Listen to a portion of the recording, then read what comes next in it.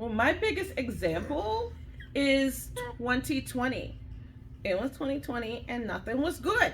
Everything was bad. And everybody was running around going, we're all gonna die. And I was like, we did this exactly 100 years before. We did this 100 years ago. Just go read a history book of what they did for the Spanish flu. And do what worked. And I think we're gonna live.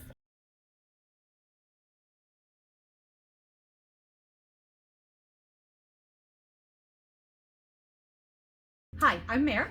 And I'm Miss Andrea. Welcome back to Tea Time. Today we're going to talk about teaching history. Which is something we do. All the time. We're going to do this in two parts. Yes. So today we're going to talk about why you study history and kind of the two main approaches. And then next time we'll talk about how we particularly teach history and what that looks like. Right. All right. So why do you study history? Because if you don't, you're gonna be a dummy. Okay, so she'll edit that out. I just had to get it off my chest. Okay, that's fine. Okay. Leave it in. Do not leave it in. I'm telling you, they're wild today. So why do we teach history? I feel like the most classic highbrow reason to teach history is that if you don't know your history, you're doomed to repeat it.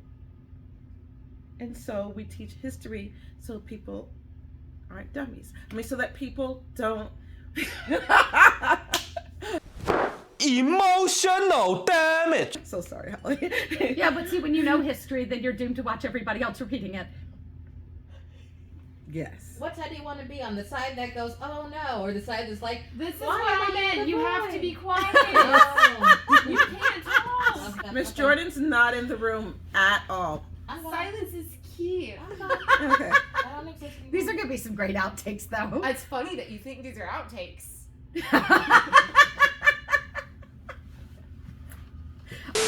Why do we study history? So, in my opinion, we study history so that we understand patterns that happen. We understand human nature, human behavior, and we see how things went before. So when they come up again, we might know how to react. Well, and we might know what works, what doesn't, and, you know, maybe can do it better than we did last time. I just said, Well, my biggest example is 2020. It was 2020 and nothing was good. Everything was bad. And everybody was running around going, we're all gonna die. And I was like, we did this exactly 100 years before. We did this 100 years ago. Just go read a history book of what they did for the Spanish flu. and do what worked. And I think we're gonna live. Now, my approach to why somebody should study history, it's an excellent training ground for critical thinking. The material that you get in history, you can see events, you can see the causes behind the events, you can understand why things happen, you can understand how they got resolved. You have whole encapsulated things that you can look at and analyze and pick apart and figure out, you know, what worked, what didn't work. And especially when you start studying events together, like this event is kind of similar to that event, and now we can start comparing and contrasting. So it's a fertile ground of material to hone skills that you need on a daily basis. It's also an opportunity to learn research skills and learn how to vet information, which is probably one of the most important skills of the time period that we're living in now, is the ability to distinguish accurate, unbiased information from everything else. Yes, accurate, unbiased information. So all of that is something that you get through the concerted study of history. Right. My brain latched onto accurate, unbiased information because if you are truly studying history, you are doing it from an unbiased standpoint and you're looking for accuracy. Now, we have a history channel. We're making a video for it right now. But we get a lot of comments saying, oh, you're teaching this. You're teaching to this methodology. You're teaching to this belief system.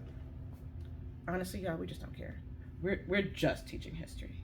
We're trying to represent facts insofar as we know them from the best data that's currently available, which in history can be a little iffy. It changes. Especially depending on the time period you're studying. The further back you go, the fewer sources there are to back things up. The most ideal area to study history is when you actually have multiple sides of an issue and you can read all of them and kind of say, okay, here are the common threads that everybody agrees on, so that probably happened, as opposed to we only have a single recorded account of this event. Maybe that event happened, maybe it didn't, maybe that's not represented very well. So that's why we study history. Yes. In that vein, there are two main ways that history is generally taught. The first being in pieces. You're learning about individual events, you're studying individual people, you're studying themes throughout history, not necessarily getting the whole picture, but kind of getting an idea. And I think this is traditionally the way that history's been taught in the modern era. Can you take us through your journey of studying history, elementary through high? You can do it. I guess in elementary school we kind of covered history. I feel like in elementary school you learn about pyramids and the Coliseum and, you know, just really random isolated bits and pieces. Learn about Columbus. Well, at the time period that I was growing up, you learned about Christopher Columbus and pilgrims, but you don't really, it's more like these things are there in elementary and middle school. Middle school, I started to get the beginnings of, you know, go read a newspaper, go study current event kind of things, you know, be aware of what's going on around you. I remember that element from middle school. I remember high school more because by then I had discovered that I really loved history. So not everybody, I do understand that not everybody really loves history. Sorry. I do really love history, so my experience is probably not everybody's experience. I honestly didn't love history when my kids were homeschooling. I did not teach my children anything except for I actually didn't teach my children any history except for civil rights. I let the program they were in teach history. That's fair. But also your relationship with history when you were in high school, how did you learn history? So what happened was, in middle school, 8th grade Catholic school, the nun would say, open your history book and then copy down 5 pages. So my history that I got in 7th and 8th grade was penmanship. And so if you gleaned something in that process, then good for you. Before that, there was some newspaper stuff. And actually, there was Black History Month. That's all I remember before 9th grade. 9th grade, I had a teacher named Mr. Palia who taught ancient history, and he loved architecture. So I loved ancient history via architecture. 10th grade, I had Mrs. Sandberg who thought she was a stand-up comedian. So I learned American history a la puns. I remembered it all. I did very well. That's fair. 11th grade, we had Mr. Roberts, and we cried through World War II, the Holocaust. And I also took business law with Mr. Sajak. And then in senior year, I did mock trials. And that's all I learned. And it was disjointed. And when it was time to teach my kids history, I was like, I don't know this stuff. So I kind of got the piecemeal thing too. I switched schools between my freshman and sophomore year of high school. So my freshman year at the school that I was at, they taught U.S. government economics in the freshman year. The school that I went to taught that as a senior year program. So I had already had U.S. government economics. The school that I moved to taught world history, which is just a basic intro to world history to their freshmen. So when I went up as a sophomore, I had to go back and get that class. So my sophomore year, I took world history, taught by the football coach. I mean, he might have known some world history. He was. Did he teach wars? Fun. Did he at least teach wars? He was fun. Because that's a good way to learn wars. Not like Mr. Chaplack did. Okay. Realize we know the names of our good history teachers. Yeah. Because, I mean, they were weird, but my history teachers were good. Right. Yeah. So, no, the freshman world history was a tick-a-box requirement. In 1 year, you're supposed to get the entirety of world history. That's so piecemeal. There's no way to do that. It's not possible. That's not possible. Honestly, half of it, I think, wound up being current events as well. It was just an introduction to the study of history is really what it was. So then my junior year, I'm a little bit crazy. I chose to take AP U.S. history, which was normal for juniors, but then I also took AP European history, which is usually a sophomore class. So I had 2 histories my sophomore year, or my junior year. We both did. which I did that for funsies. Mhm. Mr. Chaplack was my AP American History teacher. Mhm. I went back my senior year to have another class with him because he taught military history. And so I did a semester of military history just for funsies. Oh, with a football coach, that's amazing. No, that wasn't that the football wasn't coach. the football That coach. wasn't the Never football mind. coach. And then I also took AP Comparative Government Politics, which was I don't know why anybody would do that. But so I took fun. AP chemistry, so We whatever. learned about the government of France and Mhm. Great Britain and China, and it was really, really nice. Mhm. It was fun.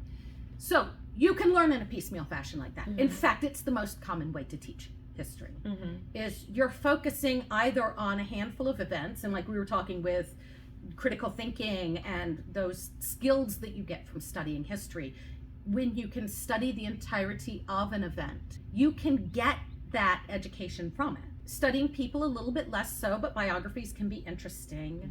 Studying themes, you definitely get it. And that's kind of the AP model, is that we're going to look at these themes throughout history and how these themes have changed.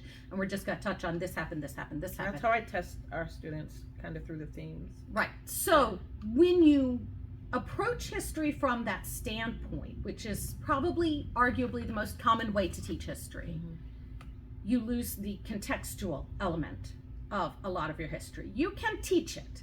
So if you're just looking to, I want to meet the requirements, we're looking at this college and this college requires 2 years of history, then you might teach from a thematic point of view.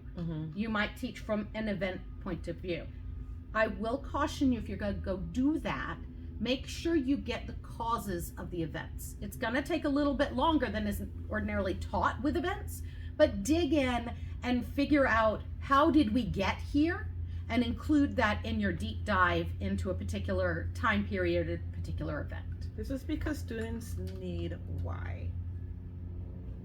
You can't say it happened because, and here's the date. That's not. I mean, you it's can not say gonna that. go in their head. It's just gonna bounce right off their forehead. They're not gonna care. So not only is there the buy-in, because you need the why for the buy-in, but also if your goal is the critical thinking skills, if that's why you're studying history, is to hone those skills and to develop some of that, some of what you're going to need then later as an adult, then you need that why to explain it. You need to contextualize what's going on, because that's as much part of the story as whatever happened.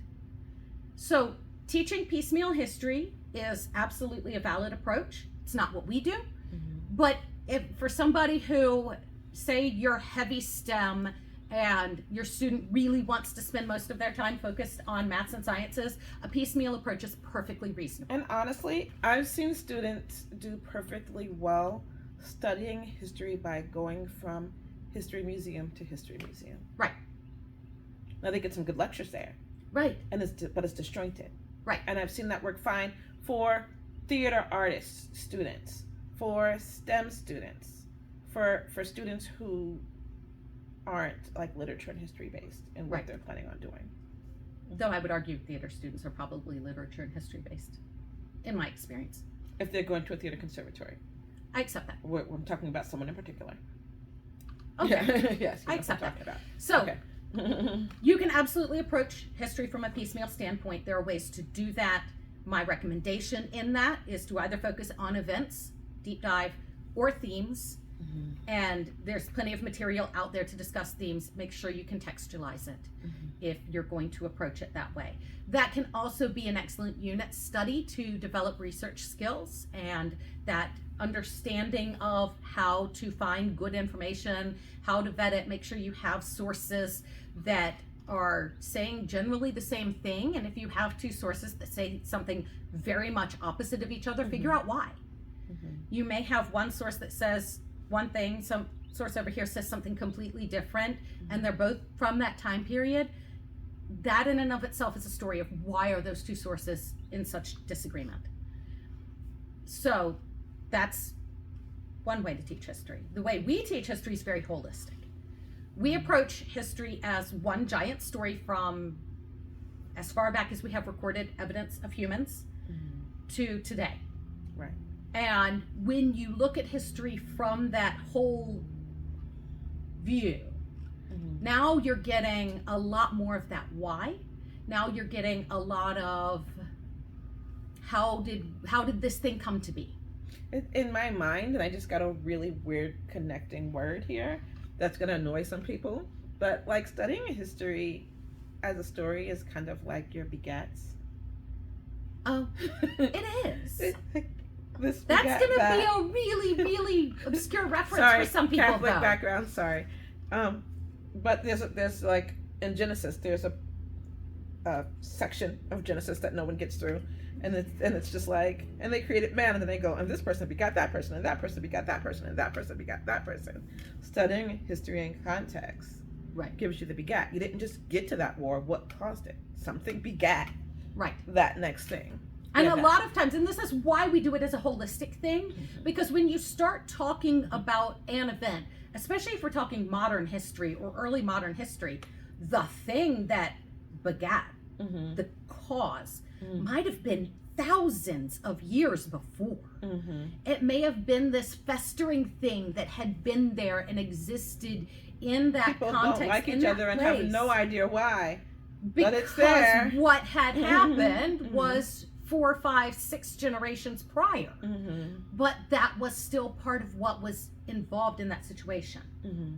And so that's why we teach from a holistic standpoint. That's part 1 for how we study history and why we study history. So the next time, if you'll come back, we're going to talk specifically about how we teach history, and we're going to go through the details of that. So we'll see you then. So we are over 5,000 subscribers. We're working on watch time. Wink, wink. So watch some. What are they called? Long form videos. Not just that. Watch some. Playlists. Watch some playlists. And with that said, we promised that when we got to 5,000, that we would do a. My brain's not working. Live stream. We promised that when we got to 5,000, we would do a live stream. And so the time has come. And we'll be doing a live stream on May 17th. Unedited, unfiltered. Oh no. The squirrels will be loose. Come join us. Come squirrel with us. Throw So- questions at us. Thank you all for subscribing. Thank you all for watching. And we look forward to seeing you on May 17th. Thanks.